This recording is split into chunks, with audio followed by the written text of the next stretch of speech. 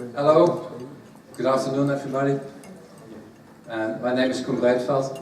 I'm the Managing Director of the Mulier Institute, and besides that I'm a professor in sports sociology at the Radboud University in Nijmegen, and I'm also the co-founder of a network on sport participation together with Jeroen Scheerder and Roy Remke. I will be chairing this session. It's a session it's called Sport Participation, a Last Cause for Sport Organizations. That seems to me to be quite a pessimistic title for a session. And why do we need to be pessimistic? I mean, the trends in sport participation have been going up for decades, so is there really reason to be so pessimistic? Well, maybe a little bit yes, because even though the trends have been going up, sport participation levels seems to be leveling out. That's one reason. And the other reason is that we don't see really sports for all yet. We see quite big differences in sport participation in different countries, for instance between people with low education levels and high education levels. And the fact is, in fact, that the main gains we have in sport participation do not come from policies. They come from commercial initiatives, they come from private initiatives like running and golf and fitness and like Nordic walking, for instance. So that leaves us to the question, what role do sport policies have in increasing sport participation? And that is an important question if we want to improve health and we want to make better use, more effective use of the budgets that go into sport policies. And the second question, I think, is what role do sport clubs have in raising sport participations? Do they have a role at all? These are the questions that I think that are central to this session. We've got an hour and a quarter, we've got 6 speakers, so that we're going to have strict time limits for everyone. I'm going to set the example for myself because I will be the first speaker. Already introduced myself, so I will give myself 12 minutes plus 3, I think, for the first presentation. So here goes my presentation. And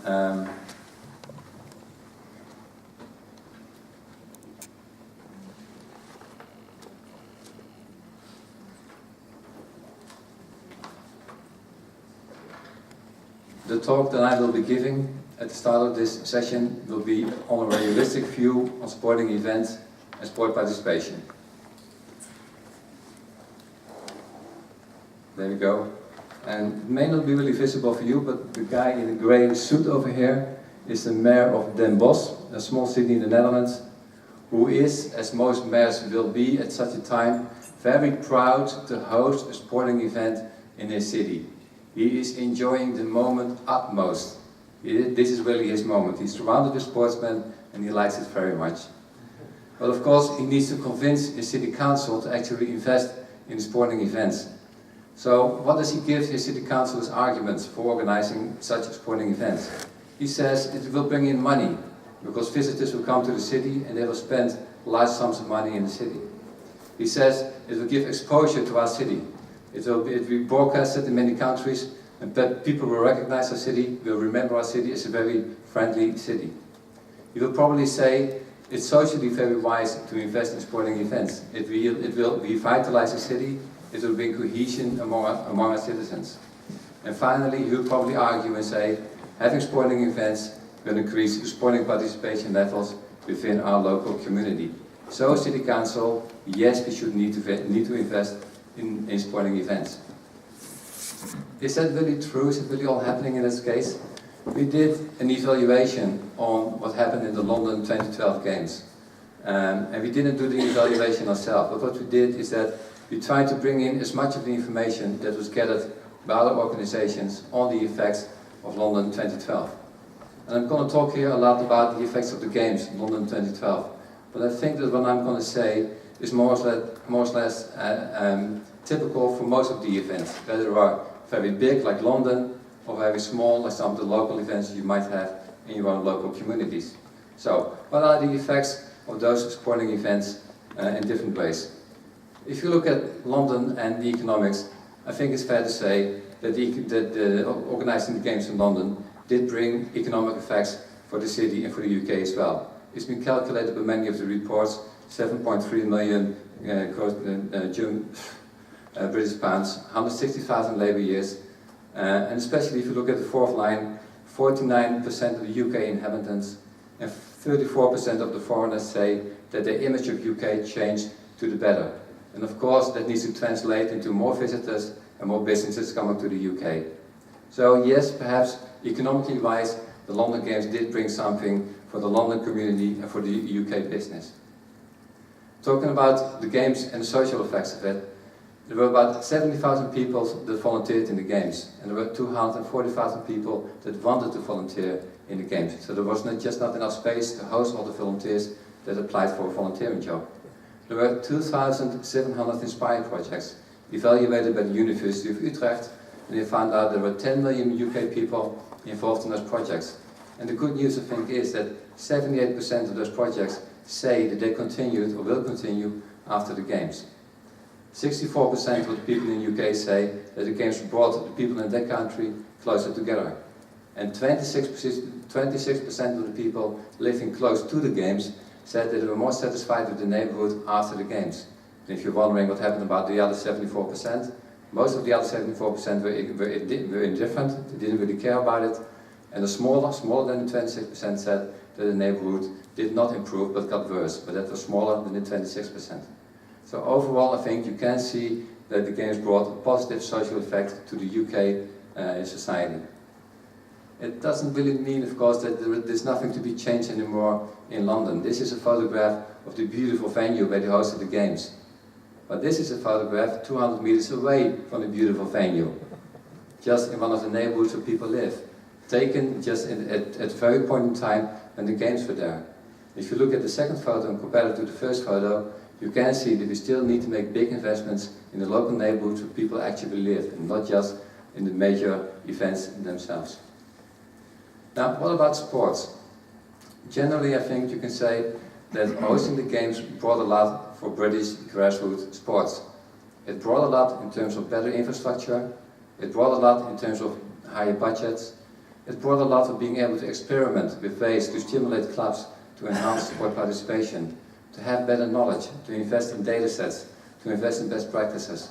All that made, I think, the British sport infrastructure, the grassroots sport infrastructure in the UK, much stronger before the Games than after. In that sense, I think the Games brought quite a lot to British sports. That is, let's say, the good news. But there's also another thing that you need to take into consideration. If you look at the very bottom, what actually happened with sport participation in the UK, the thing you must see is that there wasn't a big increase in sport participation in the years that the British had worked in organizing the Games. There were plans, there were bigger budgets, there's better infrastructure, but there was not an increase in sport participation. So that's kind of disappointing, I would definitely say.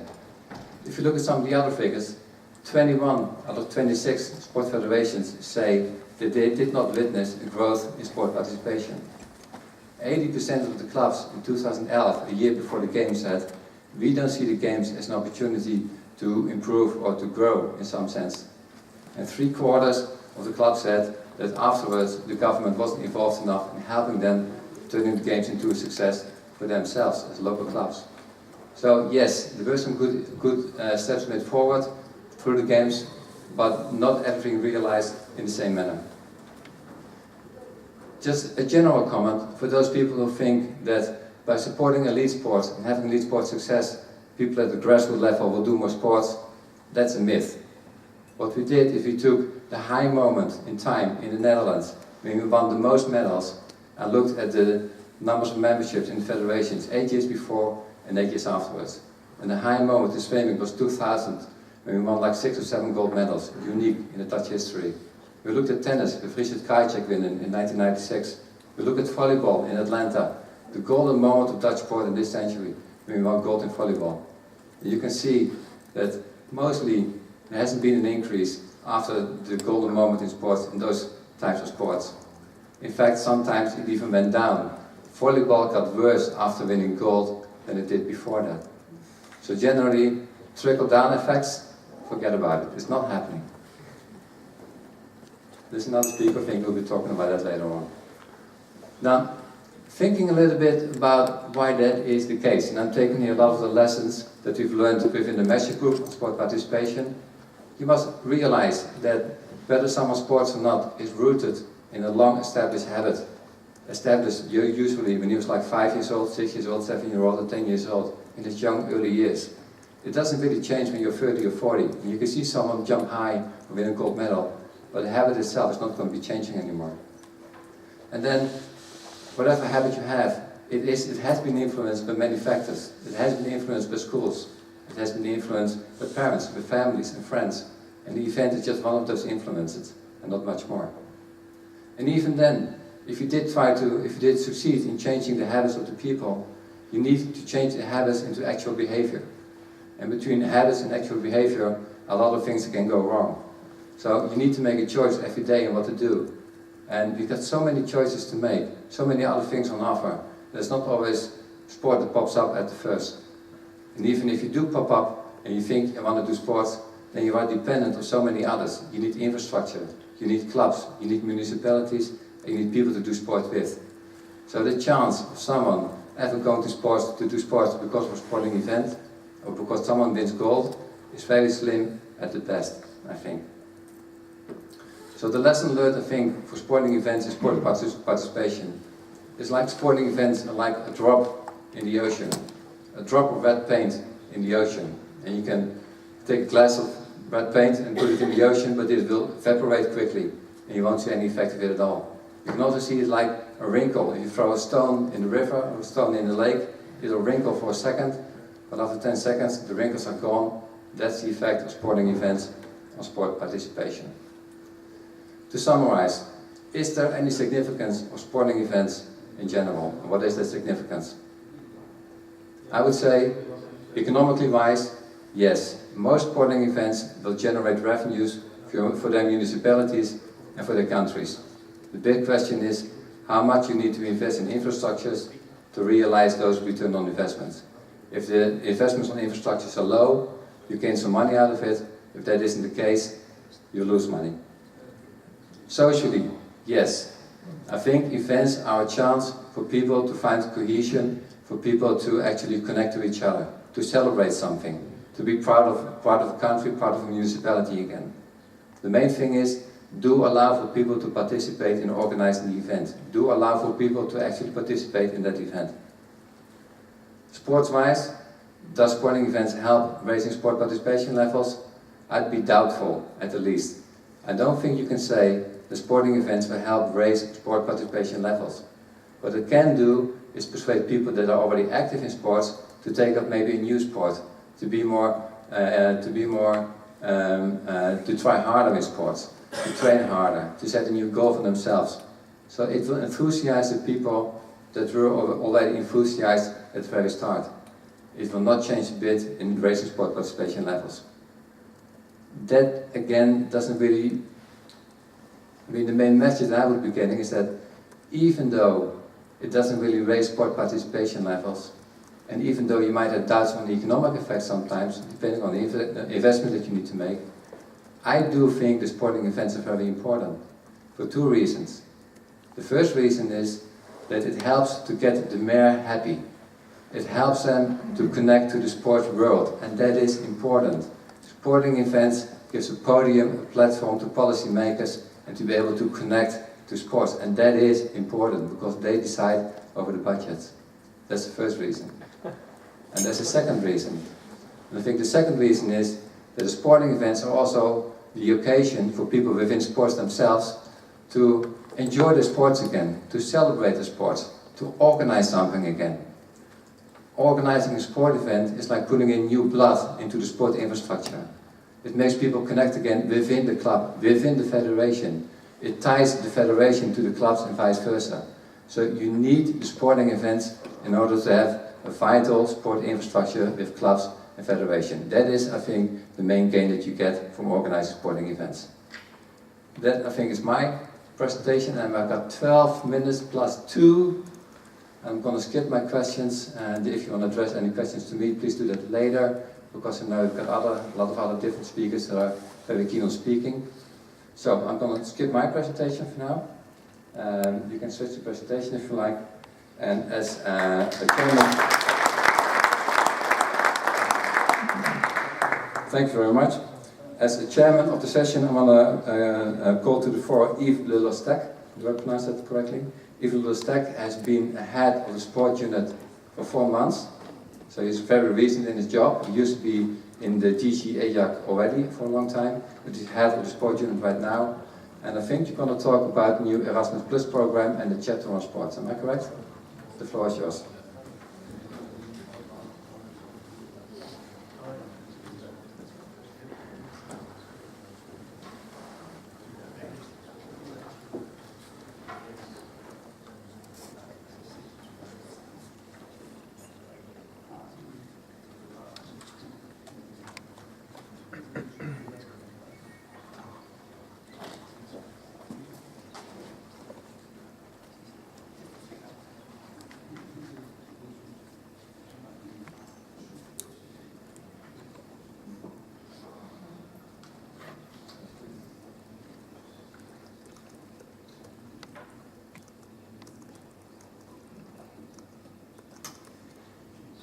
Okay, so thanks a lot first for having invited me to participate in this session.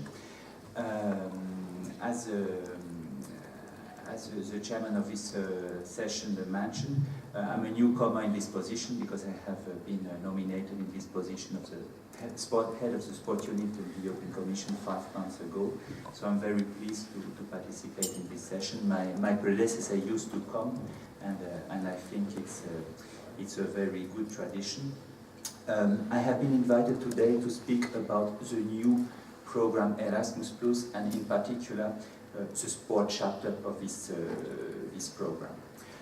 Just one first word of presentation. When I said I'm a newcomer, I'm not a complete newcomer, because years ago I used to work already for the sports unit. I'm a former civil servant, French civil servant in the Ministry of Sport also. But 10 years ago, 15 years ago, in the sports unit, there was a big debate, and what was at stake was an article in the treaty, a possible article in the treaty. And I will summarize it a lot, but the debate was, there was a rich against the poor, more or less. The rich sport federations wanted an article exempting sport from community law, more or less. They didn't want money, they wanted freedom. The poor federations wanted money. They didn't want, especially to escape from community law, they wanted money.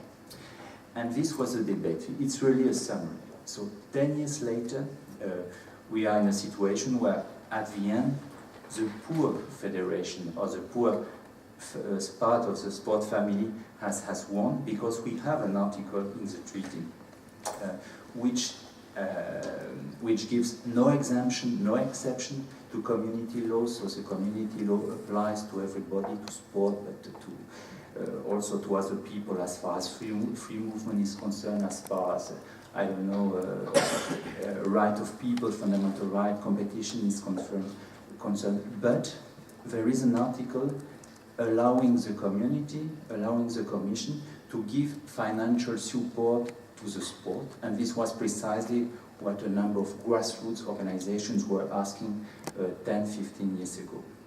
So now we are about to adopt a new program, which has been long awaited.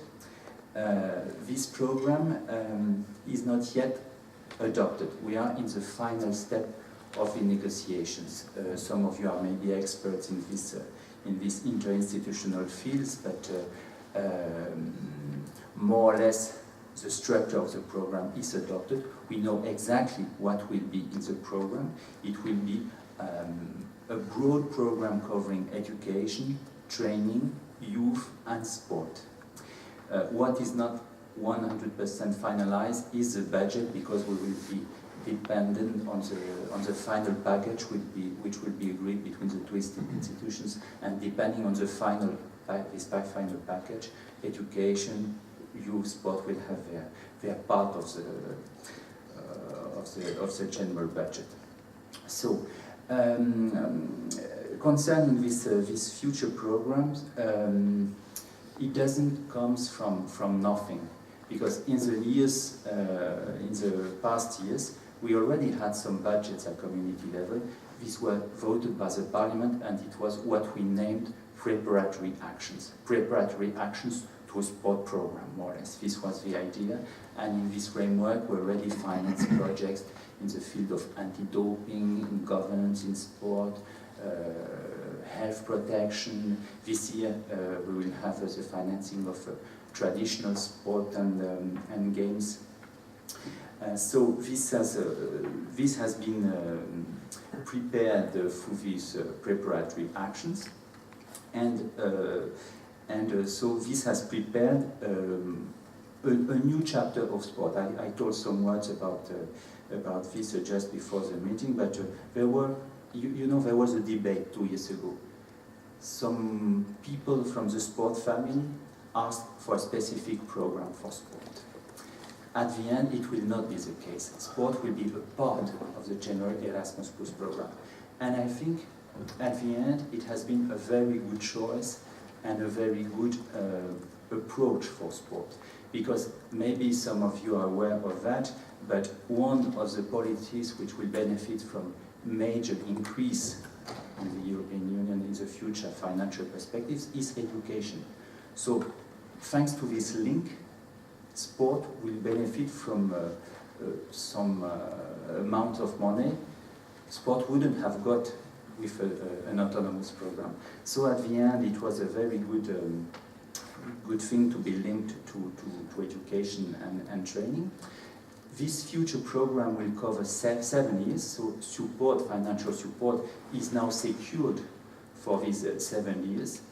And very important element also in our thinking is that programs are not autonomous. They don't live on their own. They are there to apply policies. So there are a number of policy priorities which are fixed by the Commission in connection with member states, and I wouldn't even say in this field of sport by the member states in cooperation with the Commission and the stakeholders. And the program is there to implement these policies. Our method is a traditional method. It's a call for proposals. So it's not, we're not in the situation where somebody comes in the office of the service servant saying, I have a project, could I do that and that? And the head of the sport unit is not in the position to say yes or no. So this financing are done through call for proposals, which will be launched once a year. And the accent is clearly put on grassroots sports. This is the philosophy of the program. It was the philosophy of the Commission. For those who have followed more or less the negotiations, you will know that the Council and the Parliament have insisted a lot on this.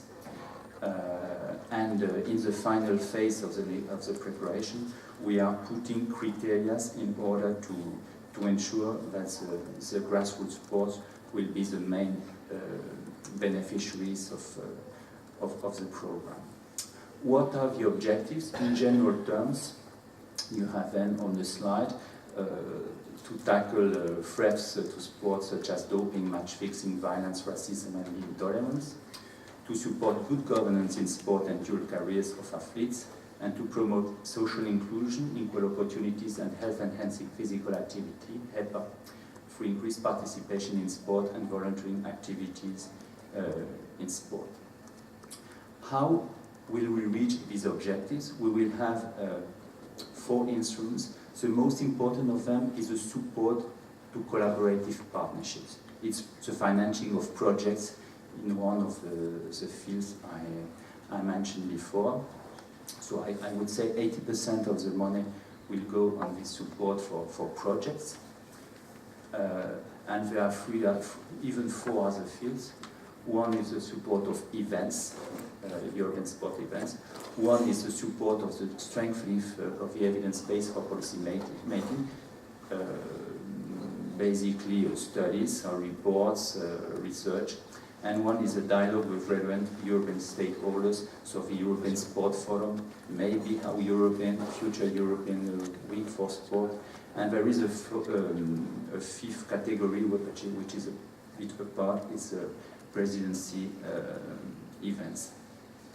Some last words about the implementation. I told you at the beginning the budget is not finalized, but we have an idea about what it will be. This year, for sport and the preparatory actions, we had 6 million. From next year till 2020, we will have, in the average, this is our first projection, 33 million a year. But this is really, I can tell you, and this is not a scoop, but it will be really a minimum because the probable amount will be much higher for sport. And we will start next year in 2014 with 19.3 million minimum. We will know this in a couple of weeks. And on these 19 million, maybe 15, 16 will be put on the collaborative projects. About the implementation, the deadline for the calls for proposal will be the 15th of May. It's a bit late, but it is the first year of implementation, and in the future it will take place very probably sooner. A last word on the implementation. The program is one thing, but we are at the moment discussing, presenting, negotiating key documents which are the program guides and which are the action program for 2014, the priorities for 2014. These are important documents because they give details, especially about the criteria, the eligibility criteria, the number of partners which will be compulsory, for instance, for these collaborative projects. We will need, depending on the final discussion with the member states, 5 partners from 5 member states, and concerning the events, 12 partners from 12 member states minimum. So this is the sort of things which will be made public very, very soon. A new actor in this field is the agency, because the Commission will apply these calls for proposals and implement the program through the executive agency, which will in particular help us for selecting the project.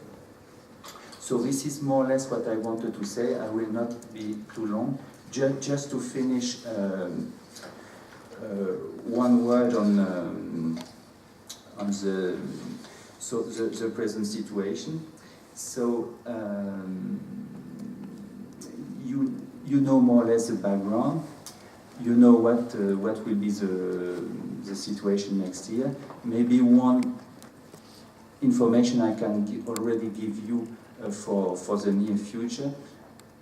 It's about the priorities, because each year there will be a number of priorities, and among the 7 priorities which we have next year, we will have 7 of them, and at least 3 of them have been discussed here in this conference. One is about good governance in sport. Another one is about match fixing, fight against match fixing, and another one is anti-doping. There are 7 of them, so I would say this is a scoop. I think that very quickly it will be known, but I must stop now, so I'm ready to answer questions, not now maybe, but in the corridor probably after the meeting. So thanks a lot.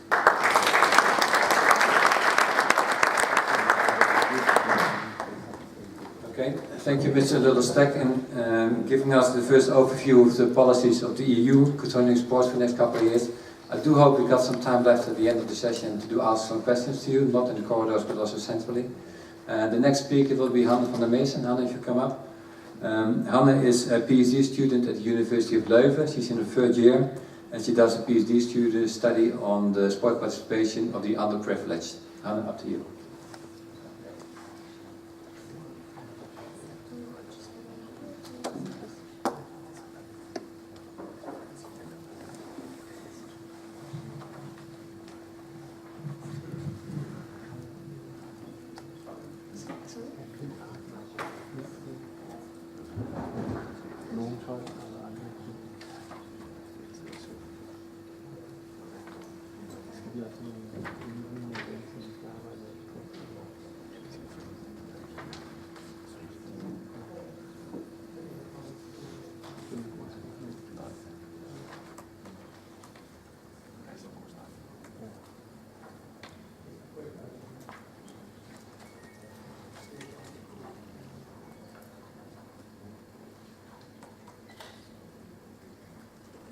Good afternoon. I would like to present some results of a recent research we did on social stratification of youth sport participation. But before starting, I would like to stress it's not only my own work, but also of Steven Vos and Jeroen Schierig. In Flanders, but also in many other European countries, I guess, we have known sport for all policies for over 40 years now. And there's many different arguments to legitimize those policies. Often heard arguments are sport used as an instrument. Maybe a first reason is sport being beneficial for health, but also social gains are often mentioned. I will be focusing mainly on youth sport participation, and then of course we can also think of educational advantages, psychological benefits like enhanced self-esteem.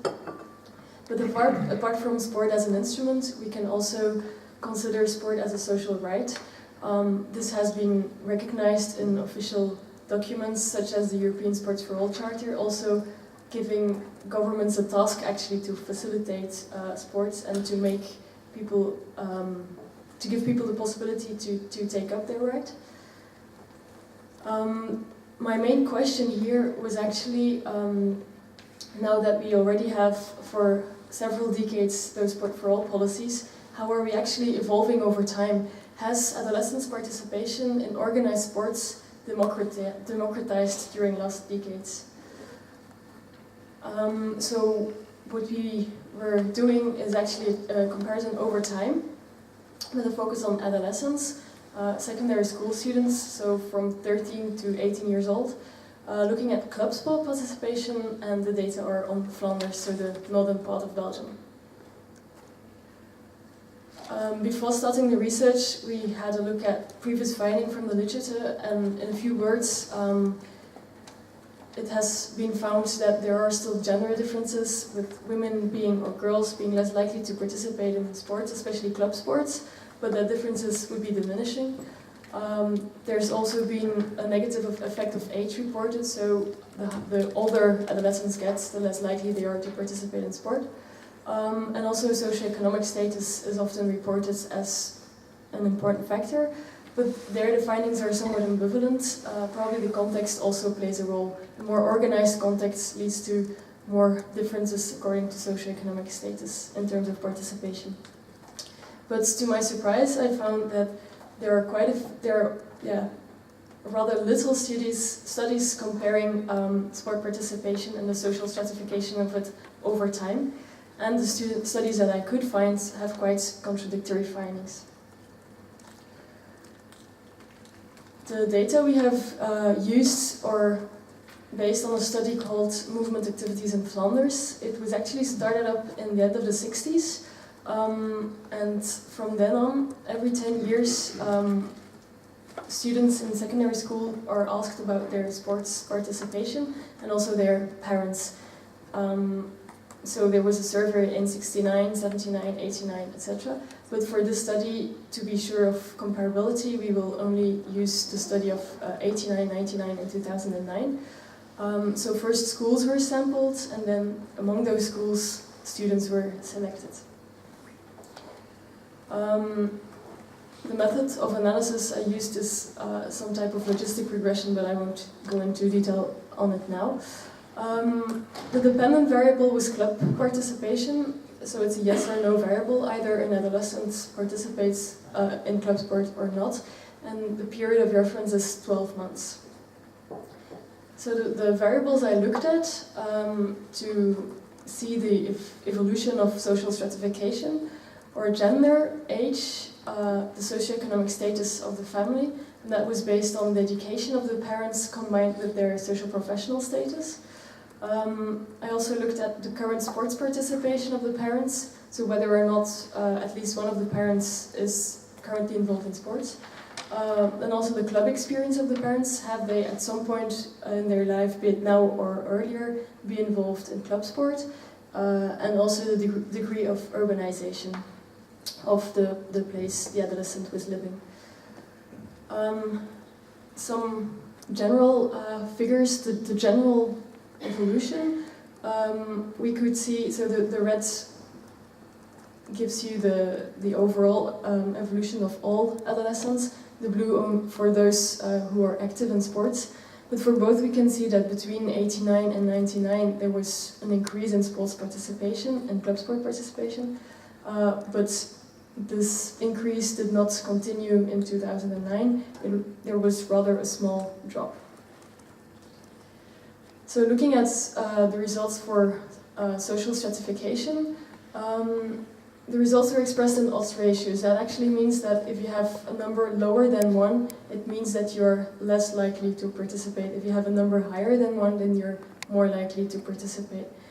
So I observed that in all 3 years, age is a determinant that the older an adolescent gets, the less likely he is to participate in club sport. Club experience of the parents is a very strong determinant in the sense that for all 3 decades, adolescents who have parents who have club experience are twice as likely to participate in club sport. Also, sport participation of the parents has a very strong positive effect. But then remarkably, with regard to the socioeconomic background, there are some differences between the years, but it's also linked to gender. In 1989, I found that the socioeconomic background did not really matter for boys, but it did matter for girls. The same for 1999, but in 2009, I can see that socioeconomic background matters for both boys and girls. And then for gender, in all 3 years, girls participate less. But in 89 and 99, it's linked to socioeconomic status. So the relative disadvantage of girls is larger if they have a low socioeconomic status. In the last, in 2009, socioeconomic status doesn't matter anymore. The disadvantage is the same. But these were the separate results for 89, 99 and 2009. But you cannot fully compare the different numbers, so therefore I double-checked by looking at interaction terms and to see is there actually a difference in the size of the effect. And then I found the same thing, that only the effect of gender and socioeconomic status has changed over time. So to sum up, my findings are that if I compare 1989 and 2009, there was a status quo in many things. With regard to age, with regard to the club experience of the parents, which is a strong determinant, with regard to sports practice of the parents, the influence stays the same. And in none of the 3 years there's an effective degree of urbanization. What has changed is that socioeconomic status was previously mainly affecting girls, but in 2009 it's also determining for boys. And the gender effect itself has rather weakened. These were the general evolutions and numbers, but yeah, what is the actual situation to make it a bit more concrete or specific? If we look at the sport participation by parental diploma, so on the left you have the weekly sports participation and on the right you have club participation, but for both we can see that there are really large differences, that the more educated the parents, the more likely the adolescent will participate weekly in sport and the more likely he will participate in a club.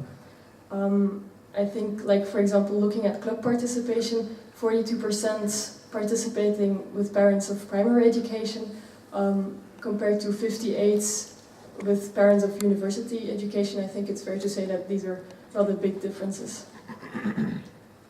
A similar picture when we look at income. Adolescents with a low income, with parents with a low income are far less likely to participate. So after these numbers, I think it's important to reflect on what does it tell us? How do we go from here? Some indications, I think we are facing a problem of social justice here. I mentioned the benefits in the beginning, like social gains, health, etc.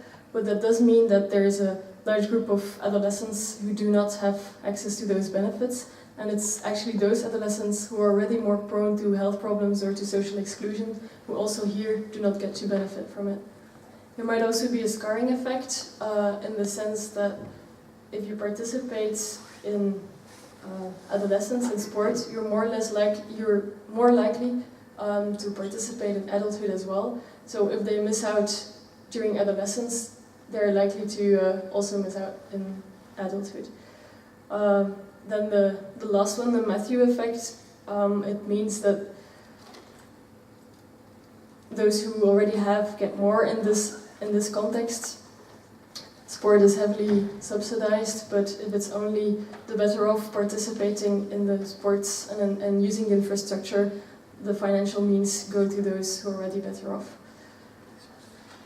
Those differences, it's not just a matter of preferences.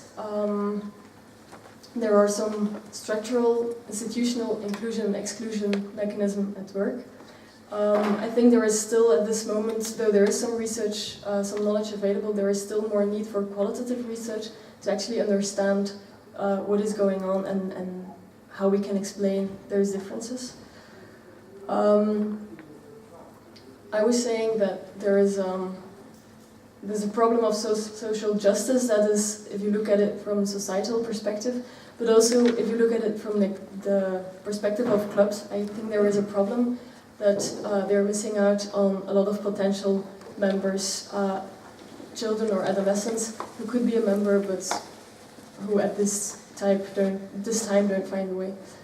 And I think that we should go beyond the question of how should we get them to our clubs. I think we should also have the courage to ask the question, how can we address the needs of all adolescents? That might also imply adapting or extending the current offer. And I think in the presentations yesterday we had some very nice examples of out-of-the-box thinking with regard to infrastructure, but to facilities, also how to get adults to clubs. I think we need the same out-of-the-box thinking here, and especially hearing the voices of the adolescents themselves. But maybe we should not only look in the direction of sport clubs, but we need policies to support them and make it actually a feasible thing to achieve. And the last thing, if we want to have changes, we should look at all levels of participation and not just have people of all social layers involved in the activities, but also in the board and have them at responsible positions in the clubs. That's all. Thank you for your attention.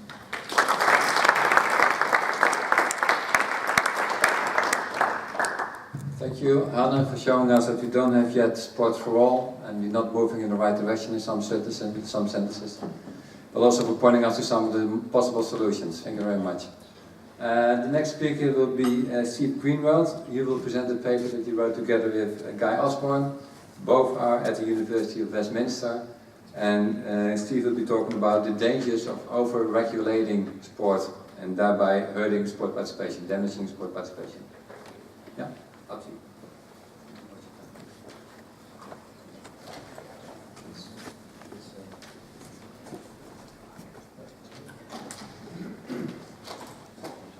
Just while we're waiting for the presentations to load, Guy and I first went to play the game in Reykjavik some years ago, and what has struck me as quite interesting is how pervasive law and legal themes are becoming, and the Erasmus idea about those three key areas which were around match fixing, doping and governance have all got a strong legal dimension to them.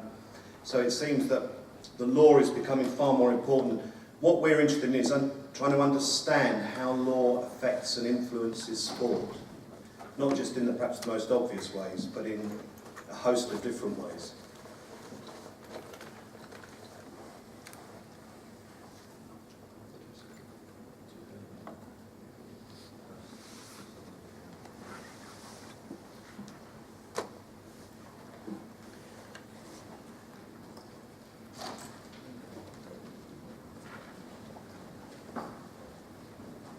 are waiting. Is anybody want to ask a question to Hanne? While we still have some time today. Margaret from the International Council of Sports Science and Physical Education. The patterns that you describe have been known for 30 years. And what's interesting is that the interventions in sport development across different countries in Europe have made virtually no difference to the socio-demographic patterns of exclusion and participation. I'm just raising that because it seems to me that they're chronic, and it also relates to the way in which sports infrastructure is managed. And it goes back to Koen's presentation about London 2012, because for me the findings were not a surprise because there was so little investment in the infrastructure, in the soft infrastructure, in the organisational and club basis of community sport. So it seems to me that Hanne's question about changing sport to accommodate and attract rather than trying to change people's behaviour is something that the whole area of sports policy needs to look at. You want to comment on that, Hanne? Can you step up here and use the mic?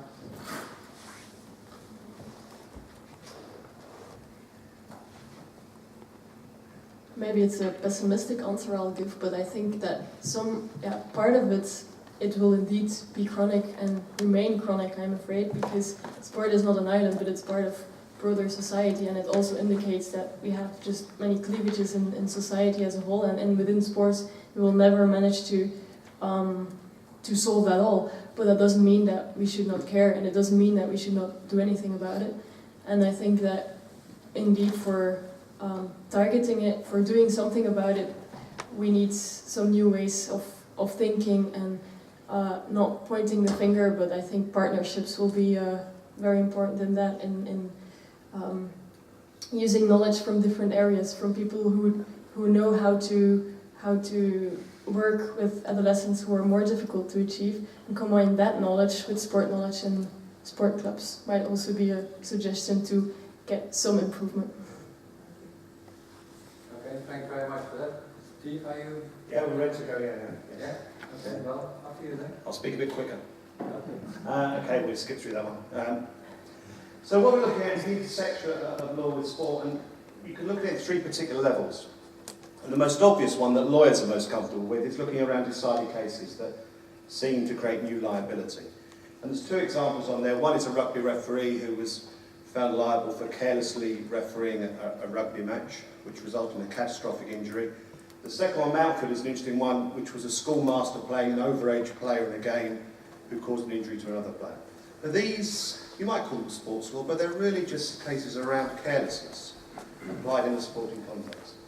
Secondly, though, we've got this structure and norms that come into administration and governance.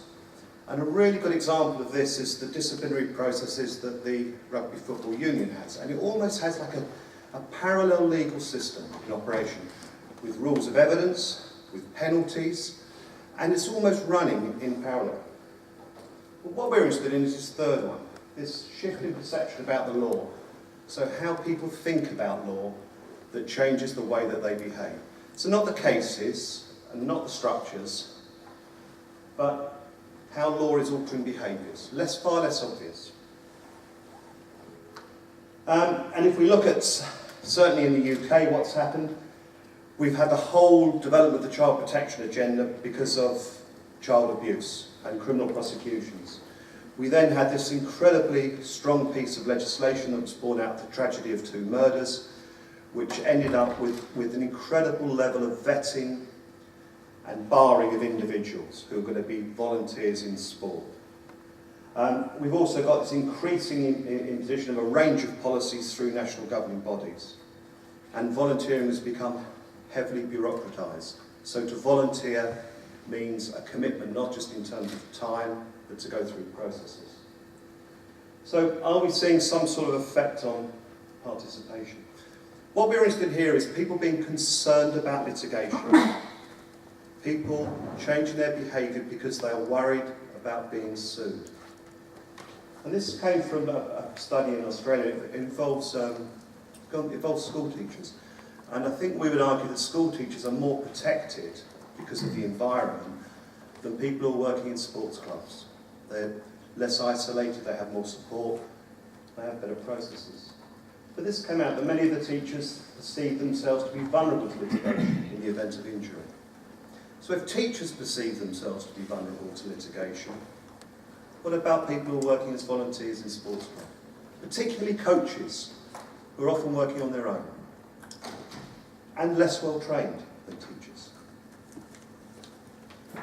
Well, there is a question as to whether these concerns are real and justified. That's actually really a different issue. They may well be unrealistic. So people may be worried because of the way the media reports things and tells us that we are in the grip of a compensation culture. That's one thing that's said about the UK, that we are now in a everyone gets sued whenever anything happens. That's not actually necessarily the case, and the evidence is mixed for whether there's even any more litigation or not. That doesn't mean to say there can't be a fear of it.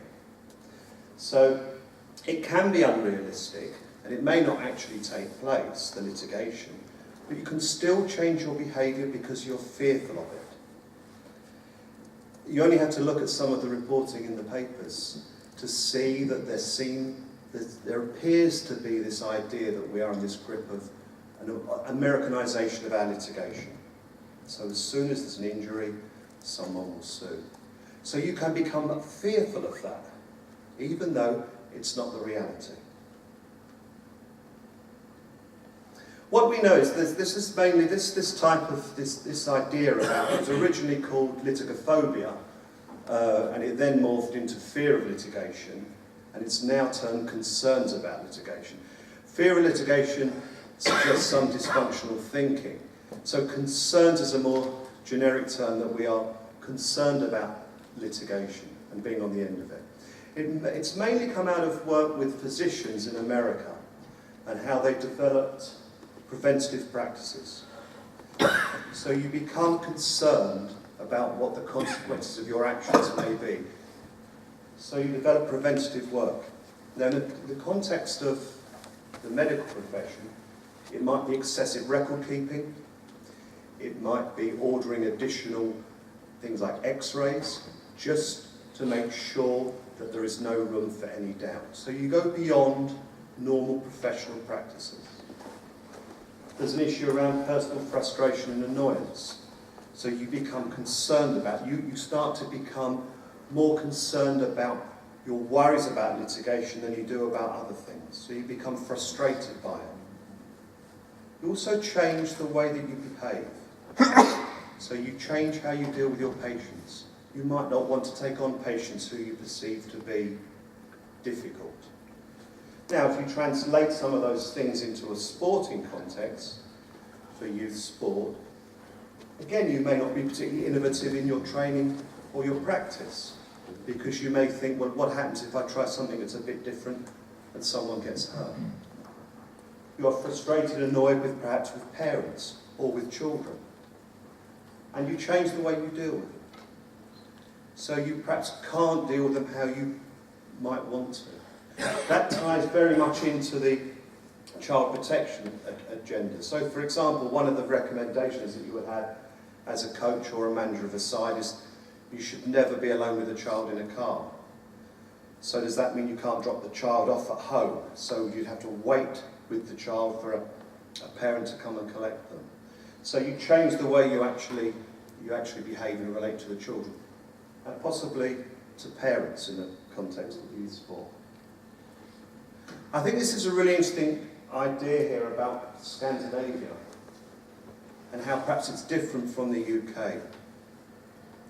So the fear of child molesters and litigation suits is rare in the Scandinavian countries, possibly explaining why these countries have a more liberal attitude towards risky play. This work was done in the context of play rather than sport, but it transfers quite readily. What interests me about this is a sort of chicken and egg thing. Is it because you have risky play, you take the risks with it, or you're not fearful of the litigation in society, so you allow yourselves to have risky play? And I think that's quite an interesting thing to explore, because if you are, as we are in the UK, in a very defensive mode, how can we shift ourselves out of that? Is it by developing a more risky approach, or do we have to deal with our cultural attitudes towards law and litigation? The current research base around concerns of litigation is largely American, largely around the medical profession, physicians and allied groups. There's a bit of work that's done in the UK with Scottish midwives that was interesting. And the similar sort of results were found, that people become defensive and protect themselves. They feel the need to protect themselves. Covered quite a wide range of professions associated around things like care, really medical, but there has been some mental health work. Firefighters, prison staff, police officers, social workers. Largely, of course, that's because it's American-based students, so that they tend to use the students as their research guinea pigs. They also tend to be quite small sample groups. So Brodsky, who's done a lot of work in this area, was a smallish group of medical professionals. And what they've done is to develop scales. So there is a survey instrument that can measure your concerns across a range of different factors. And it's quite a robust instrument that's been used in different contexts. And you can now develop a one for a specific profession. And one of the things that we're doing at the moment is developing a sports coaches one. So we're developing a set of questions for the specificities of being a coach. There's also one that we're trying to look at for teachers as well, because it's slightly different because of the environment. So you can have a generic one that looks at anyone's concerns, and then a specific one for a profession. And the idea is to see whether we have got this level of defensive practice happening. So are people starting to think differently about how they carry out this role? What ties into this, of course, is as coaching, sports coaching is becoming professionalised, it's quite likely that it will start to see some of the things that have happened with other professions. So as it moves from being a purely volunteer into a more professionalised activity, some of those things may come with it. Just at the conclusion, the government in the UK has intervened in two distinct ways.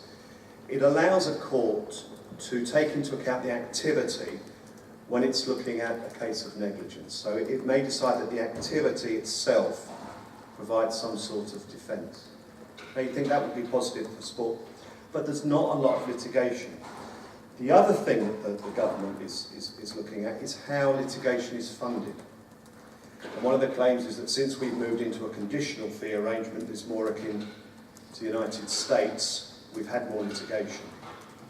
We can now see litigation that is funded through the result effectively. So the lawyer will take a proportion of the outcome if they're successful, where before you had to fund your own litigation. And that's been reined back slightly.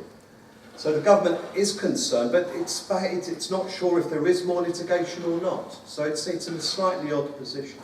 But what it has done is it's cut back the checks that were being taken on volunteers to what it called common sense levels.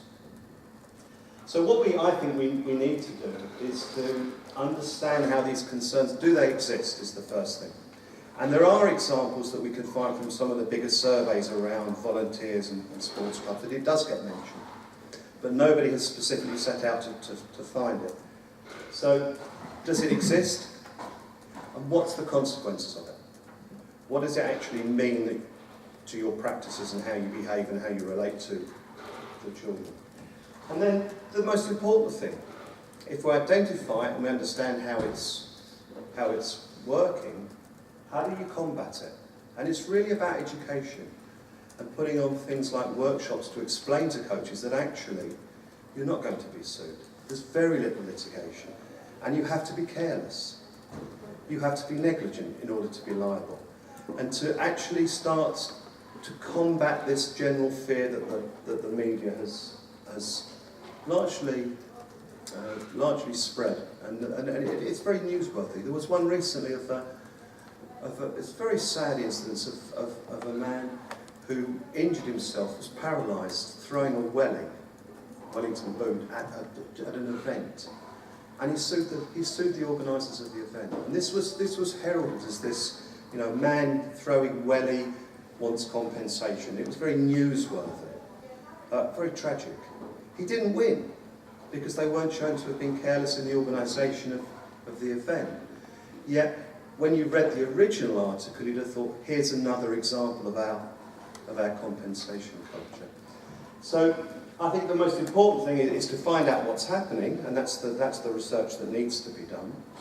Some analysis of it, and then strategies to combat and I think reassure. But it is we think it's a very live issue about how law is affecting this relationship. On time?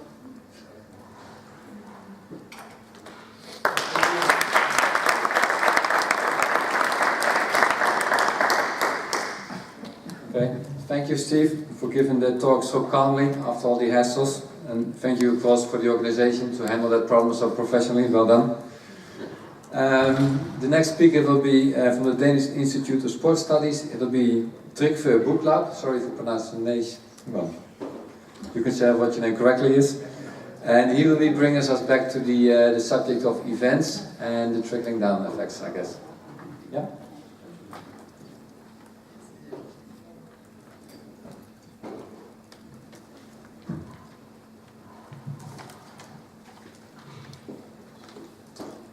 Hello all, my name is Trygve Buch, so you are very close.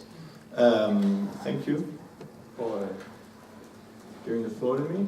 The title of my presentation is The Trickle-Down Effect Revisited, Who Find Elite Sports Inspirational. I should explain the trickle-down effect is this notion of support of elite sports or elite events. Financial support will somehow benefit the mass participation, like when you pour water on top of a pyramid, the bottom will also be wet. So that is a trickle-down effect, and it was so absolutely and conclusively denied to be an effect by Koen. So I will end my presentation here. Thank you very much. No, of course, we hope to still have some useful insight to bring to the table. In our study, we go about looking at the trickle-down effect differently, from a different perspective than is most often done. And also, I intend to present some data on sports participation in Denmark in general, just to introduce the survey that this presentation is based on, and also as a sort of courtesy to you all, as we are in Denmark, shortly, just to introduce what are the data that we know on sports participation in Denmark. Then looking at the real subject here, elite events, and their effect on mass participation. And last but not least, moving on to some alternative explanations or ideas on what kind of events to look at to find an effect in mass participation. This is all based on an article which is a work in progress by myself and two of my colleagues at the Danish Institute of Sport Studies. Well, moving on, the data that I'll present on sports participation in Denmark is based on a survey from 2011, which is the latest in a number of surveys which have actually been done since 1964. So we have quite comparable data over quite a long period of time, which is very interesting and very nice to have when you, like I do, look in depth into what is actually happening in regards to sport, choice of sport, organization of sport, relations to elite sports, financial use of sports. A wide range of different sport aspects are covered in this questionnaires, which are answered by children aged 7 to 15 and adults from 16 onwards, respectively. And as you can see from all the logos in the bottom, this is a survey that is financially supported by a wide range of major actors in the Danish sporting sector. Oh, there was a slide there. Showing you that the sports participation in Denmark has been on the rise since the first survey was carried out in 1964. From 15% of adults, only adults were surveyed at that time, to 64% today. So almost 2/3 of the adult Danish population do sports. Normally, as we ask in the survey, and normally is not further defined, but we can tell from subsequent analysis that all of those who do sport normally do it at least once a week. That is this slide. Looking further into that, also interesting is that actually in Denmark more women than men participate in sport in general. We can look further into how this spills into different organizations of sport. Among children, you can see that the most popular way to do sport is in clubs, which is the red line here in the graph.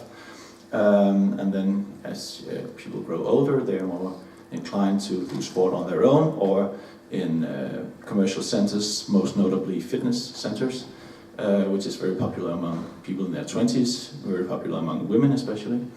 And this is, of course, also is evident when you look at what are the most popular sports at different ages. The most popular sport, looking at adults in general, is running, which has also had quite a bit of attention in the earlier sessions in the sports participation subject today. But moving on to the actual subject of my presentation here, when we look at elite sports, this survey, this data are also relevant as we also ask, this is the number on participation in general, not divided into any specific organization. We can see that at different age groups, quite a lot of Danes are actually active, even late in their years. So we can tell from late teenage years till people in their 60s, there are actually no big differences in the shares of people who are active. We also ask these people if they're interested in elite sports, and well, one interesting thing here when we ask about these things is having the trickle-down effect in mind. Of course, might these high levels of participation be because of elite success or international events? And being a keen observer of Danish sports, I would have a hard time arguing that it is so.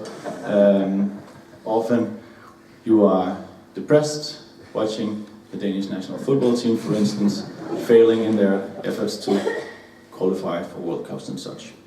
But we asked, nevertheless, are you interested in elite sport? Quite a lot of adults especially say that they are. We also ask, which is the main focal point of this survey and our article in progress, has this interest in elite sport inspired you to take up a specific sporting activity in your spare time? Rather few people say that it is the case, but some people among children and people up to the age of 25, 29 say that this is the case.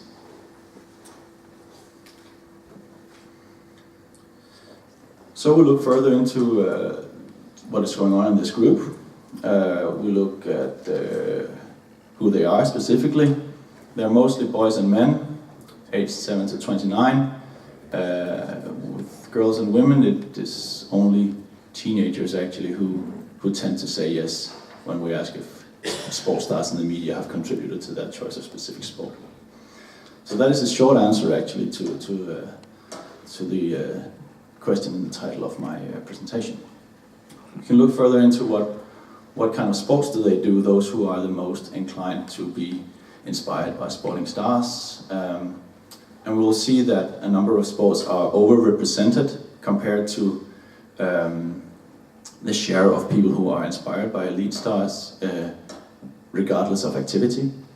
You will see that handball, both more girls and boys are inspired by elite sports stars.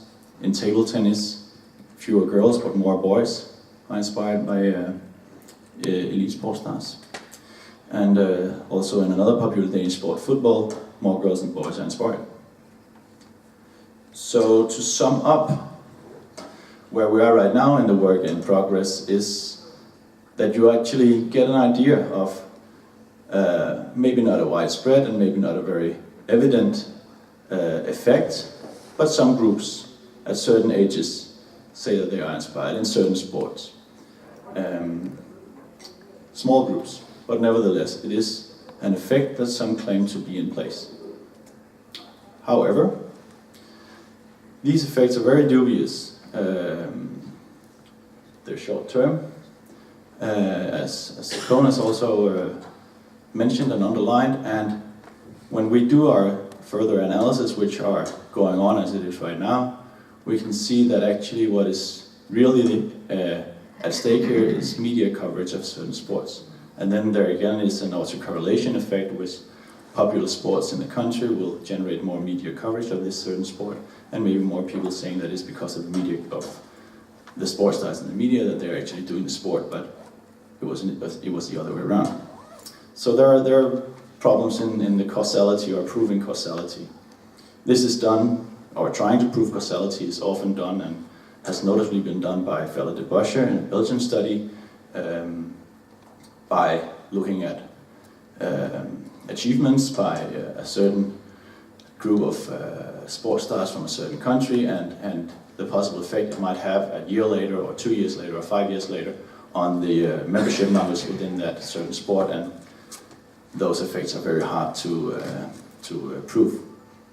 Also in this study, of course, as Koen also touched upon, it is hard to say that when we ask, are you in your sporting activity inspired by sports stars in the media, it is hard to define that previous to being inspired by sports stars in the media, did you do nothing or did you do something else and then you were inspired to take up, let's say, table tennis instead of handball. So we do not know if it generates new sports participants or activate the already active. So to wrap things up, I'll suggest looking at another type of events. The Danish data shows quite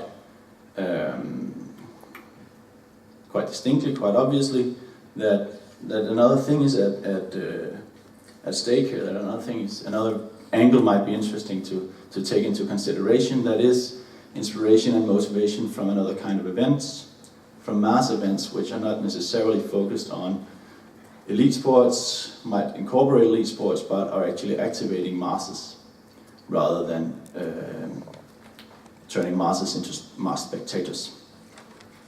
This is the shares of active Danes at certain different age groups, which I showed you earlier. These are the numbers from 2011, including the numbers from 2007. You'll see that the rise that has taken place mainly has taken place in the age groups of people in their 20s, 30s, and 40s. These people are very happy to run. It's mainly runners who make up the more active Danes, the new active Danes. And when you look at how running has evolved over the years since 2007, these are numbers from the Danish Athletics Federations, you'll see that there's a dramatic rise in running events and a dramatic rise in participants in these running events, as this picture from a Danish running event also shows. So I'll leave you with the question, and maybe we can take it up in a further debate, but I'll leave you with the question of maybe these events would be more interesting to look into as a sort of inspiration for mass participation, rather than the events that put people on the other side of the activity line, spectators mere instead of participators. Thank you for your attention.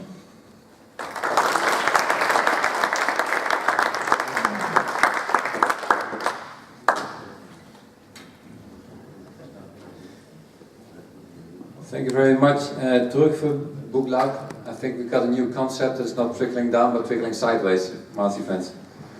Our next speaker will not be from the Netherlands, for France, for the UK, for Belgium and Denmark. We'll be traveling a little bit further away. It will be Eduardo Uhle. You will be talking, you're from the SESC, translated as the Social Services in Brazil. You'll be talking about what the major sport events that you're organizing can bring to your country, I guess. Okay? Up to you. I don't know, maybe move. I don't know. I can try from here. I don't think so.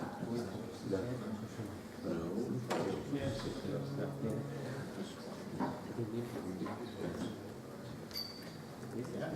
very good.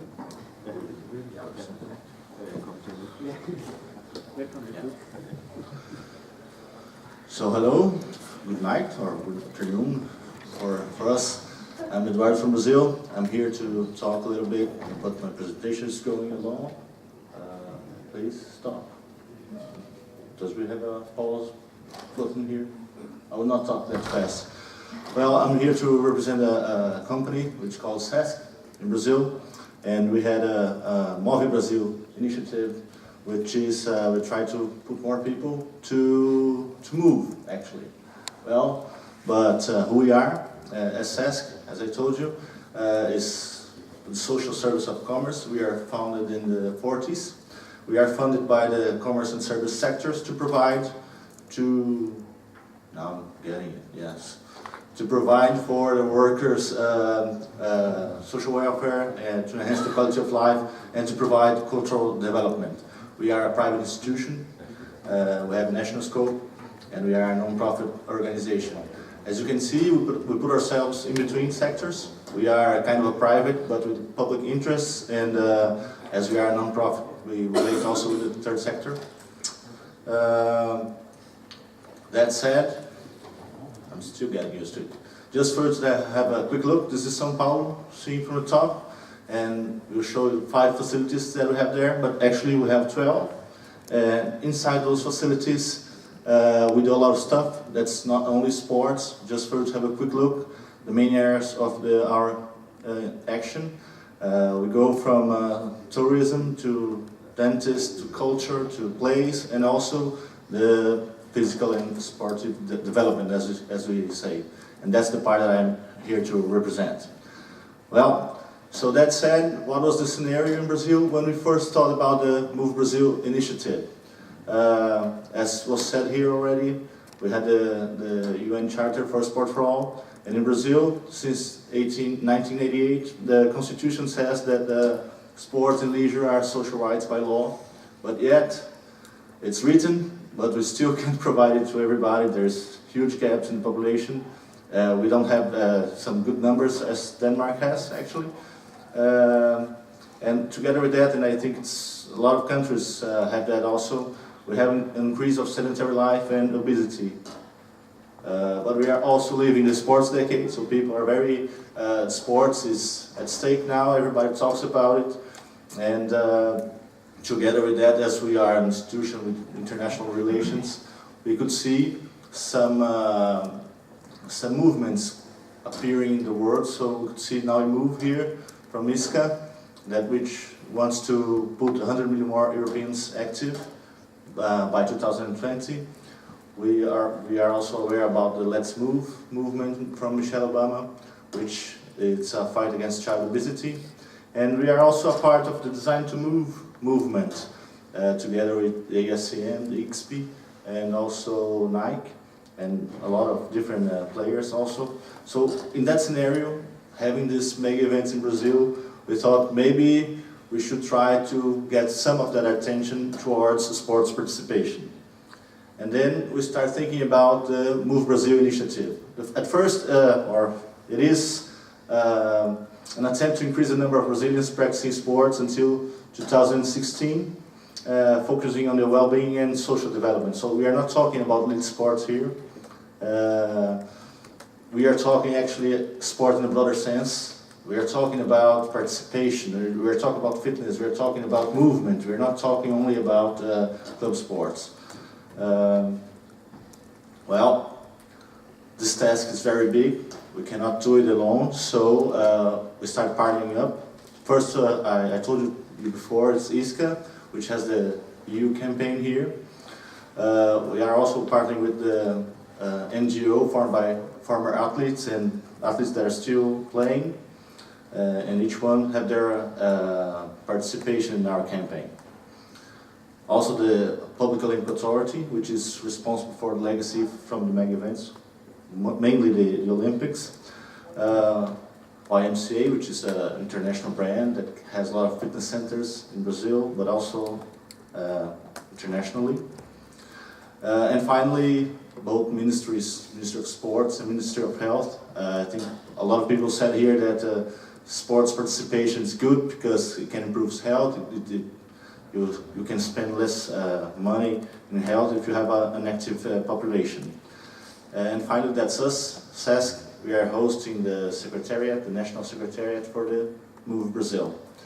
I will show to you right now a little move that we made for our first campaign that went on TV, just so you to have a quick look on what we are doing there for gathering people's attention. Can I have sound? Is it on? Okay, thank you. Fronteira. Uma linha que define uma divisão. O Brasil está cheio delas, separando o país em dois. De um lado, aqueles que andam, correm, sobem, descem. Do outro, os que ficam parados, sentados, esperando. Mas toda fronteira é uma linha imaginária. Então, vamos acabar com elas e juntar o Brasil num só. Um país da atividade, do bem-estar, do movimento. Move Brasil, uma campanha para deixar o Brasil mais ativo. Well, that was our first video, and what it's all about. We want to get people out of the bench and inside the court to play. As I told you before, one of our objectives is to increase the number of Brazilians active by 2016. But also to do that, we have to facilitate access to sport in Brazil. We have to see which are the barriers and how can we overcome them. We also want to build a moving network. Moving because we want people to get moved by it. We want to gather partners to spread the word and to deliver actions. And when I say actions, we think about offering a large variety of sports so people can try to see the one they like the most and engage. And that's something in Brazil, because we don't have like a cultural massification of sports. We have only or mainly football being played. So this is our framework as a secretariat. This is something that we want to do nationally. Of course, all partners can do on their own. Stop, please. Yes, thank you. Some actions, but this is something that we want to keep aligned through the whole country. So statistics, communication, action for the secretariat and projects. Statistics, well, that's something. I was impressed to see that Denmark has data since the 60s. Was that? Yeah. Well, we don't. Actually, I could say that we have no data. And the few that we have, we could compare because it's so different. And I guess it's good to say that we are close to the Netherlands, at least the northern part, that they don't have a lot of data also. But they still have every 10 years, we don't. Well, that led us to trying to find the data or build it, a survey. We partnered up with the Ministry of Sport, and they are already with 5 universities trying to set down a survey. It was supposed to happen first semester this year, but we had some problems, some delays with the bidding process. And right now, actually, during my vacation, which was last month, it started. But as we, as a private institution, needed to know how things were, because we are already in 2013 and we want to see how much we can improve until 2016. We did a short version, which was in August. We had the results in the final of September. So I guess this is the first time that we are showing this data in a presentation, just for you. So be very happy for that. These are the data from Brazil, which Margaret already told, that's something that happens everywhere. Well, you can see in Brazil, people say, or at least they said at our survey, 58% that they never do sports or physical activity.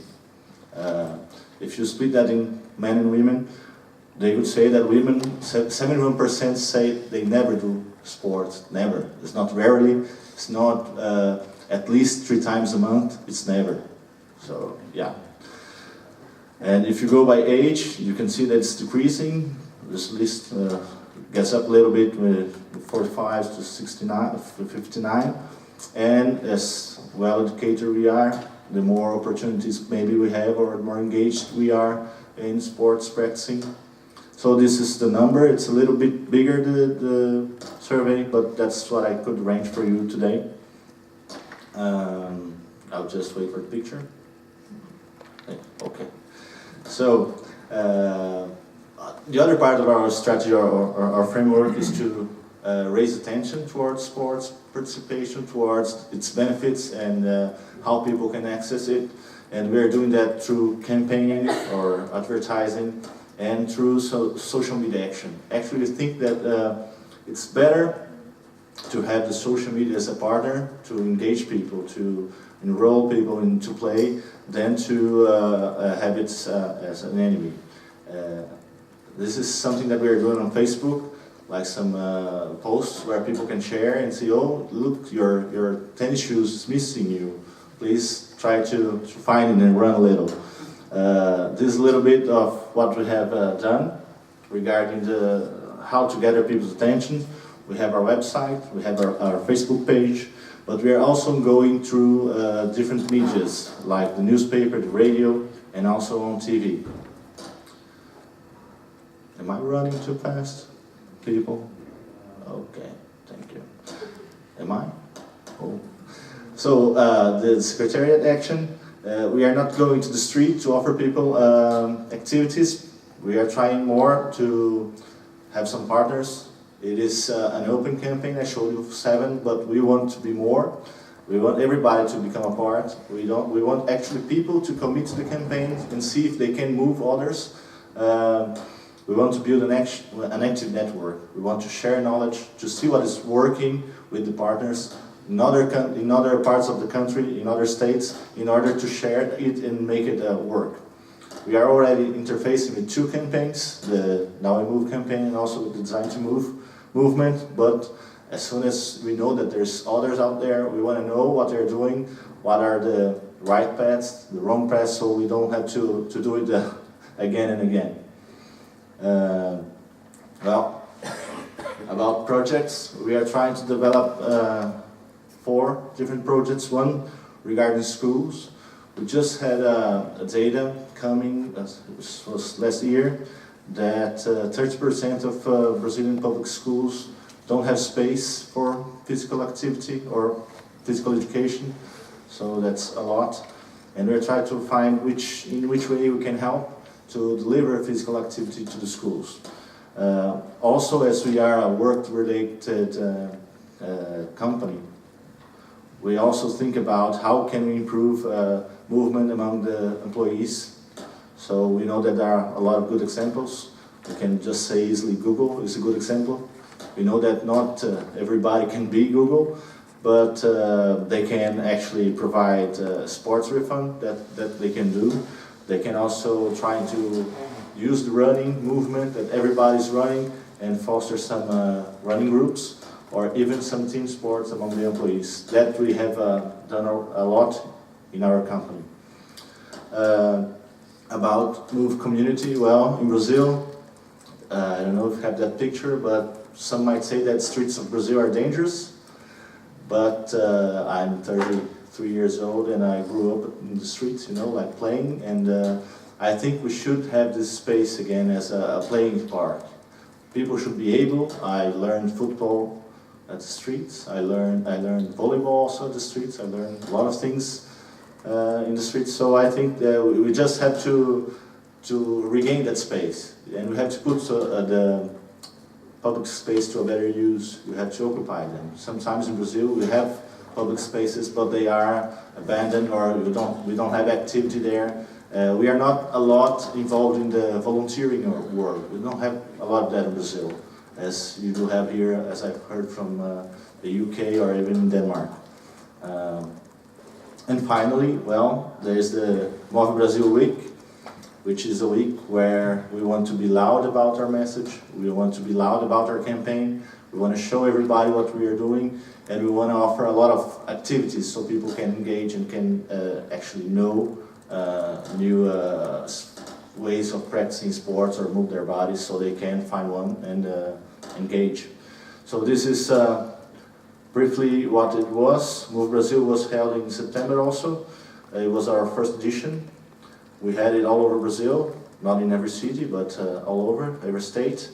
Partners were involved, not all of them, but I think we are getting better at that. For the opening of the week, we had bike tours. We have 40 cities participating, several capitals. This is the picture of São Paulo. We had over 1,000 bikers participating. It was very nice. We almost stopped the town because it was crowded. And in numbers, you have 100. Please, no wrong. 116 cities participated and more than 500 activities were offered. I guess that's it. How is my time? Okay. No. So how are the mega events helping us? That was my opening. They help raise attention, as everybody said. It helped raise attention. We have more financing also. The survey from the Ministry of Sports that we are doing together probably get their money from there. As it raises attention, is a great door opener. So when we contact somebody and say, oh, we have a sports program, they kind of listen to it better. And also people want something good out of the mega events actually. And it puts some pressure on the government and the society to elaborate some good outcomes. And we think we have a good one, maybe not the only one, I hope so, for the Olympics and World Cup. So that's it for now. I'm glad to take some questions. That's me. Thank you very much.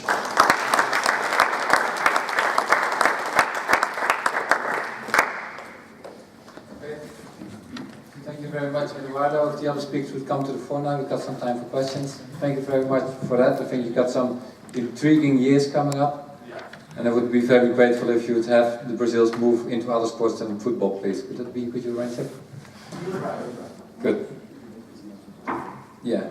So, time for some questions. I don't want to be offensive to the other speakers, but I would suggest that if someone had some questions to Mr. Lostecque, we're going to start with those. Anyone who has questions to Mr. Lostecque? Please.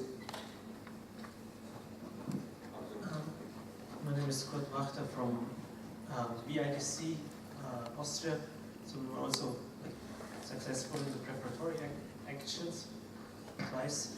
My question would be if there's any mechanism of overcoming some of the structural problems we are facing in Europe. For instance, we are working with partners in Eastern Europe or Central Europe, like Slovakia or Hungary. There's sometimes the problem, or that's a real problem, that they get support from the national governments. And is there any mechanism of this Erasmus Plus sport funding scheme to support them? Because the outcome will be that there's probably a group of more specialized sport organizations, mainly most of them in Western Europe, who are like successful, and colleagues in Eastern Europe aren't. And there are other programs within the European community, like Europe Aid, where there's a mechanism. So that's my question.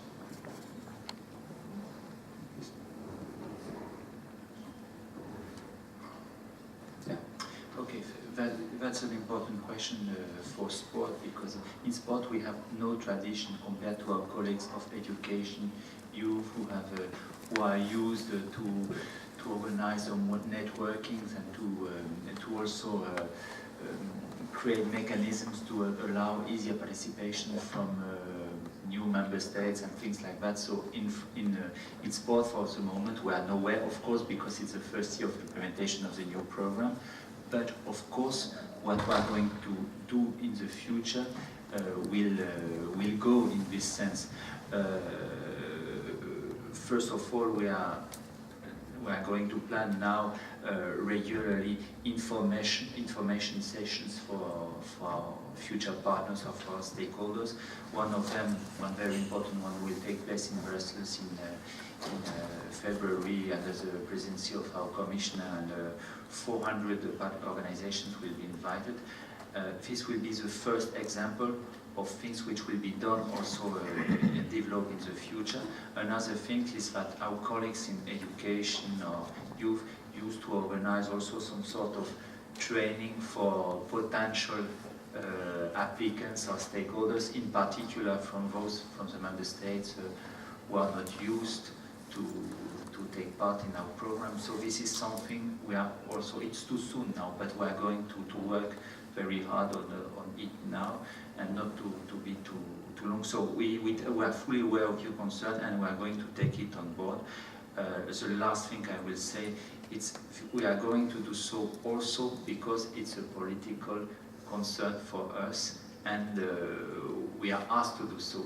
The wish of our commissioner is really to put the accent on grassroots sports, so to touch organizations that we are not used to touch, and we will have the financial possibilities to do so. So what you told will be hopefully taken on board. Thanks. Okay.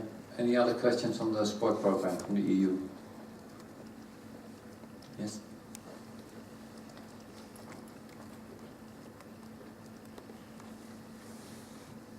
My name is Karen Petri. I'm from the German Sport University in Cologne. During the preparatory phase, there were a lot of studies which were done, let's say, under the regulation of the European Union. For example, studies in relation to sport participation and so on. Is there anything planned also for the future in the new Erasmus Plus program to have some additional work doing, for example, in gathering data or monitoring process, whatever?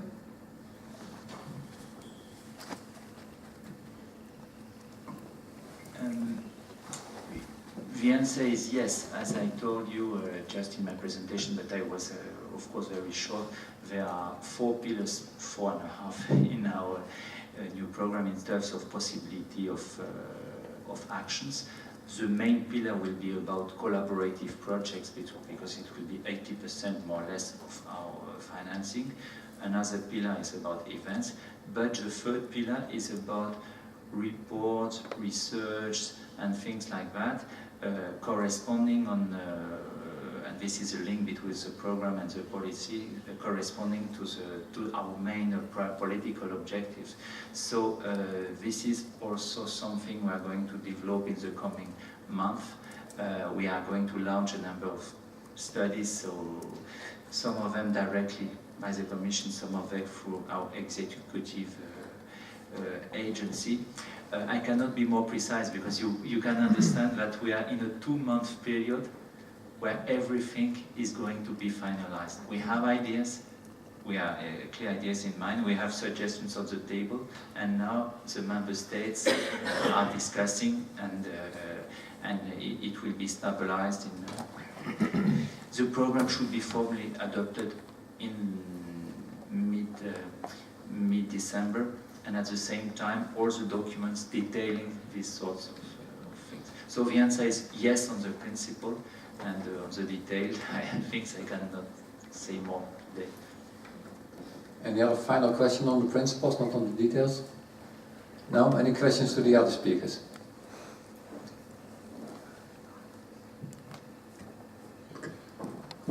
My name is Paul Broberg from the National Olympic Committee of Denmark. It's for you, Mr. Breedveld. How have you treated the report came from the UK government and the Mayor of London about the legacy effects of London 2012? Where some other numbers were stated than the one you got on your slides. They told that 9.9 billion were made now in trade investments. Yeah. They told that 1.4 million British citizens are now practicing sport once a week since 2005. Yeah, I find the last finding incorrect, plainly incorrect. And how did you find those incorrect? I think you're referring to the British government had 5 evaluation reports. I refer to the last one from July 2000. Yeah, we based our reports on the first 4, and then the 5th came out. And of course we were a little anxious whether that gave us some really new insights. And basically the 5th report showed that the economic significance of the games were even larger than they had suggested in the first 4 reports. So that was just more and more than what it was before. So it could be that there's different figures, but it doesn't really change my position, I guess. The other point is what they write about the sport participation. And even if you look at the data that come from Sport England and the press release by Sport England, it doesn't really say the full picture. The full picture is quite bluntly that there's nothing happening as regards sport participation. There's merely something happening if you look at data that were gathered in the first year that they gathered data, after which they changed the method. And because they changed the method, you cannot compare the first year, 2005, with the most recent data. And I don't know why Sport England doesn't take that into account in its press release, but it's quite plainly mistaken. So most of the data, and also what the report from the government from the UK says, it takes data from the Taking Part survey, which is not the official data that Sport England uses when they measure sport participation. So the official data, if you use it correctly, do not show an increase in sport participation. Well, that's a problem. As far as I know, Sport England is a government agency, so they might have some troubling by... I don't know whether someone Sport England here, but yeah, I fully understand your surprise, so I'm surprised, but one is a press release and the other one is the data. And the last one is that you're not mentioning the International Inspiration Program, which touched upon 15 million children around the globe in order of bringing the London legacy outside England. Have you considered that into your evaluation? I haven't even bothered to look into that. I mean, I'm a big fan, you saw that from sporting events for many reasons. I'm not a big fan for sporting events for some reasons. I don't believe that the programs that were set up to inspire the other people in the other countries were really evaluated in such a way that you could legitimately say that those programs had any effect on sport participation of those kids in those countries at all. So if you've got any proof that there is some substantial evaluation of those programs, I'd be happy to share it with you, to hear it from you. But I dare you to show it to me because I don't think it's there. Might be a little early to actually jump into conclusions about that, taking those countries into consideration. But okay, fair enough. Any other questions? To me or to the other speakers?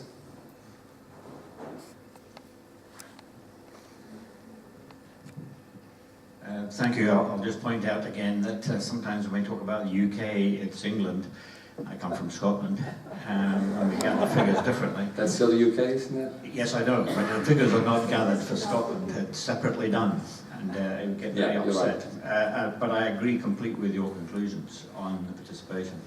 What I really was going to ask, really, because my big concern is the point that Hanne was making, because we have a very divided society now. We have a country that is very divided in wealth. And in our country, to participate, you pay. We don't have free access to facilities for clubs. So if you want to participate in an activity which requires a bit of training, maybe 2 or 3 times a week, you will have to pay more money. And that is now showing, in my view, quite clearly that in many sports now, it is only for those who have the money. So in addition to that, to bring in Steve, because I thought his points were well observed, there is the hidden agenda of the safety issue. Now, as somebody who started life as a physical education teacher, very few children will have the opportunity to do outdoor activities because they're perceived as too risky and too expensive. So if you take a more simple example, say such as swimming, we now employ lifeguards everywhere, which we didn't necessarily do in the old days. I asked the Australians about that, and they tend to go to the...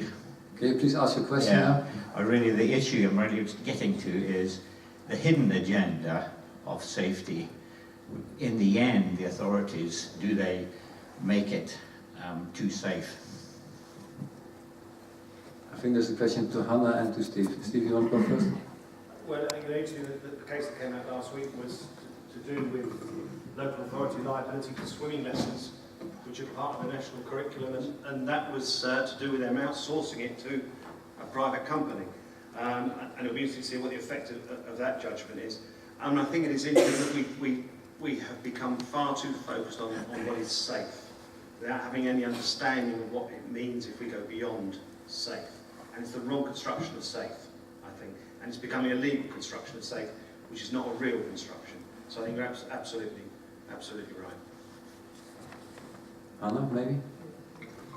I wanted to comment on what you raised first, that the issue of free access. I think that's definitely a first step to take, but that would not solve everything yet. I mean, of course, financially there is an issue still to solve, but even if you make everything for free, I don't think that necessarily means that every adolescent or every adult would participate. So I think more should be done to that as well. Maybe a last final question?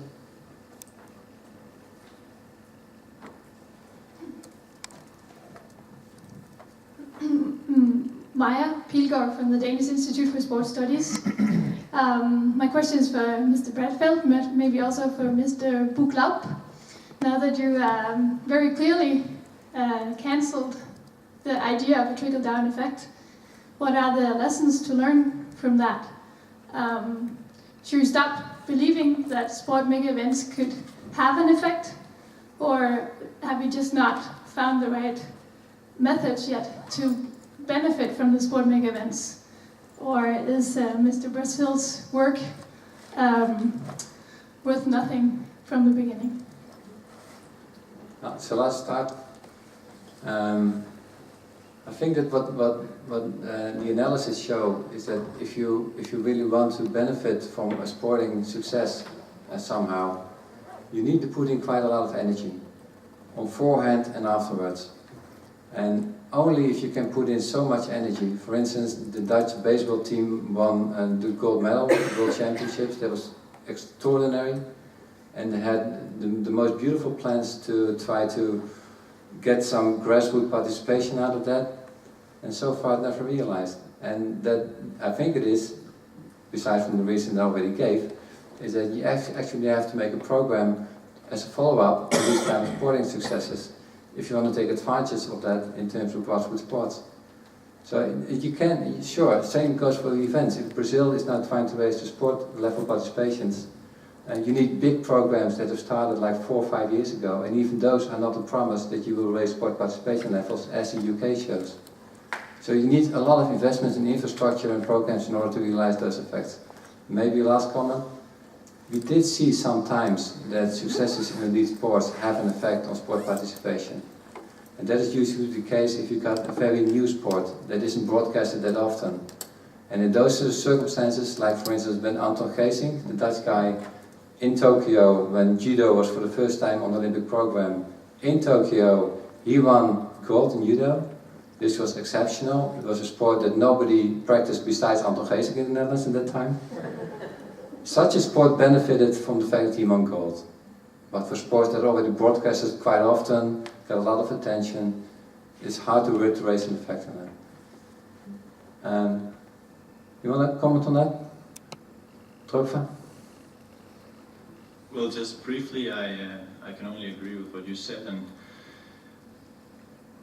however, I don't think you should totally neglect any effect, but you need to definitely regard trickle down as a much more complicated causality than just putting money in one end and getting somehow the double of the value by both supporting elite and mass events. So the simple argument just simply doesn't stand.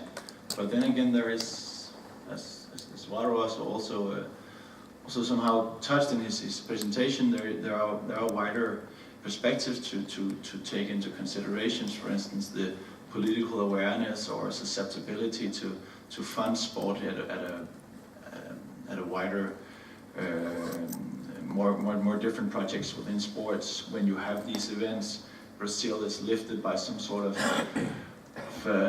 eagerness and readiness to take on all these sporting events, and perhaps that spills into projects that are less elite focused, but move more people, and that way elite events can, if not trickle down, then have a positive effect also on mass participation. But you need to really look behind the simple notion of an A to B relationship and think much more in terms of organizational readiness, political susceptibility, all sorts of underlying or in-between factors that play a role. Okay, a final question for the gentleman in the back. Oh, yeah, please. Hi, Peter Donnelly, University of Peter, just a moment. Just a second. Yeah, well, we are not expecting that just because we have the mega events, things will solve themselves. You know, we are trying to put some work to that. And if, as we are right now, we have an outcome like England have, I think it will be positive for us because we don't have data, we don't have a lot of studies. And right now we can say that England has a lot of things published. So they can say, or the barriers are like that, and we have to outcome this and that. Right now we have nothing. And we're trying to use it, at least to build a network and to establish a ground in which we can possibly, not for the next 3 years, we are not so naive, but to continue on it and then increase participation. It should be easier in Brazil because you've seen the numbers, they are so low. Probably it won't be that difficult. Thank you. Finally. Okay, I have two comments. One on the participation and the inspiration effect. As Koen suggested, you do have to plan and prepare for increased participation, and data from Canada show that there is a small inspiration effect in terms of, for example, 300 new members trying to register for speed skating following the Vancouver Olympics, and the club only having the capacity to take on 3 of them. But the key question in that is one that was raised by Trygve, and that is, are those 300 people already athletes that are just switching sports because of the novelty of seeing it at the Olympics, or would they be net new participants? And we're not anywhere near that yet. I wanted to suggest something about the legal paper and Steve's paper and children's involvement and all of the regulation around the child protection unit. And one of the things that we're trying to push the Canadian provincial and federal governments to is to introduce a duty to report. So it's a governance issue that, whenever we hear of a case of sexual harassment or abuse in a sport organization, there's always people around who said, I knew that was happening, everybody knew that was going on. And then it finally becomes an issue that has to be defended. And if there is a duty to report with penalties associated with that, clubs would be and organizations would be much more established in terms of their governance in dealing with it before it becomes a real problem. Thank you. Okay, thanks very much for that last contribution. I think we're going to leave it at that. Not time for questions, answers. Listen, I've got a message from the organization that says that we will start the plenary at 7:30 instead of 7:45. So there's a quarter of an hour earlier, so you got about an hour and 5 minutes to enjoy your dinner. Thanks very much.